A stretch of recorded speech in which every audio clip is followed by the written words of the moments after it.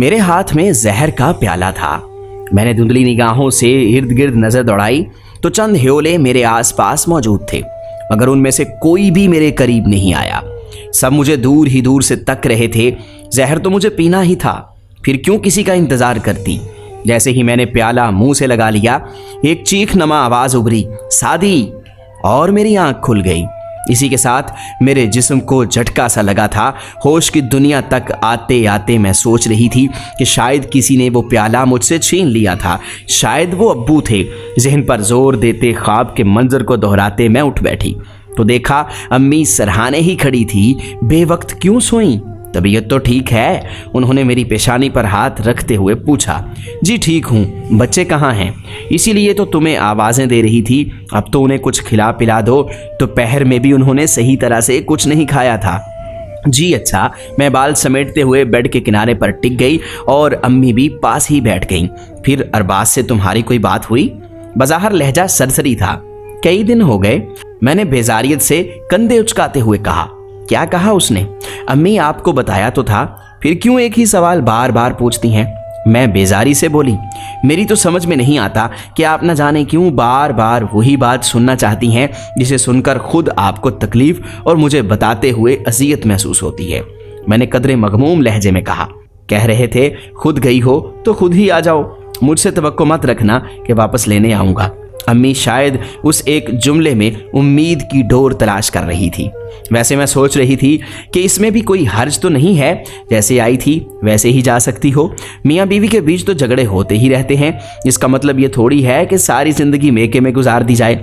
वैसे भी तो तुम बीवी हो उसकी और 2 बच्चों की माँ भी। वो बेगानगी से बोली। लेकिन अब्बू, आपको पता है ना, अब्बू उनसे बात करना चाहते हैं, उन्हें उनकी जिम्मेदारियों का एहसास दिलाना चाहते हैं। आप खुद सोचे अम्मी कि आखिर मैं और मेरे बच्चे कब तक ससुराल वालों के रहमो करम पर रहेंगे।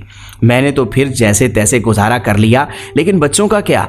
वो क्यों दूसरों के एहसान तले दबे रहें? छोटी छोटी ख्वाहिशात की तकमील के लिए दूसरों पर इन्हिसार करते रहें तो उनकी खुद एतमादी को ठेस पहुंचेगी, इज्जत नफ्स ख़त्म हो जाएगी और उन्हें भी दूसरों के आगे हाथ फैलाने की आदत पड़ जाएगी, जो मैं हरगिज़ नहीं चाहती। एक तो मुझे तुम्हारे अब्बू की भी समझ नहीं आती, उन्हें अब अरबाज से क्या बात करनी है। हमने तुम्हारी शादी कर दी, तुम्हें रुखसत करके हमारी जिम्मेदारी ख़त्म। अब निभाना तुमने है। तुम पे फ़र्ज़ है कि शोहर का मजाज समझो, उसके दुख सुख में साथ दो, उसके मुताबिक ज़िंदगी गुजारो। इतने सालों से तो बर्दाश्त ही करती आई हूँ।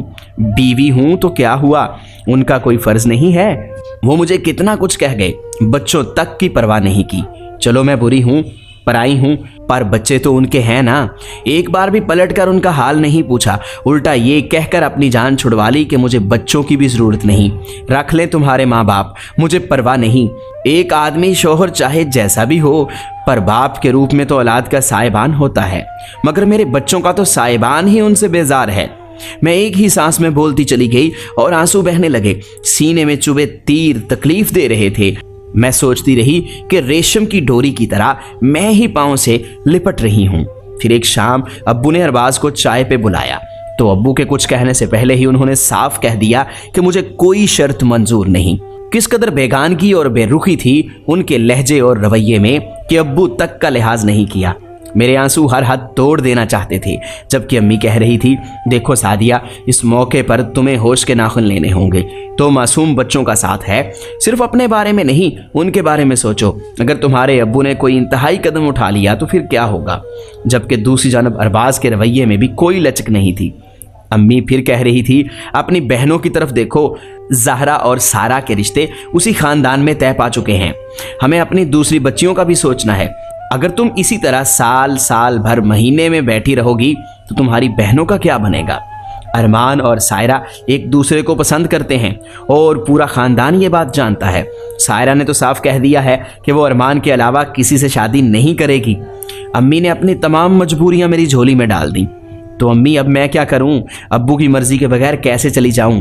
उन्होंने ही तो मुझे कितने मान से बुलाया था। तुम अरबाज को फ़ोन कर दो कि मैं आ रही हूं, नवीद भाई तुम्हें तुम्हारे घर छोड़ आएगा। लेकिन अब्बू नाराज़ होंगे। मैंने तुम्हारी दादी और फुप्पो को बुलाया है, थोड़ी ही देर में शम्मा आपा और अम्मा आ जाएंगी और फिर तुम्हारे अब्बू को वो खुद संभाल लेंगी। वक्ती तौर पर गुस्सा करेंगे और फिर खुद ही ठीक हो जाएंगे। और जब तुम अपने घर में बस जाओगी, रहने सहने की आदी हो जाओगी, तो उन्हें भी तसल्ली हो जाएगी। अम्मी ने तो जैसे मुझे भेजने की ठान ही ली थी कि वो मेरी कोई बात सुनने को तैयार न थी। गोया मुझे एक बार फिर उसी दर पे सर झुकाना था जहां मेरी कोई वक़्त ज़रूरत न थी कि यही तो दस्तूर है कि माँ, बेटी, बीवी, बहन के रूप में जहर का घूंट औरत ही को पीना पड़ता है।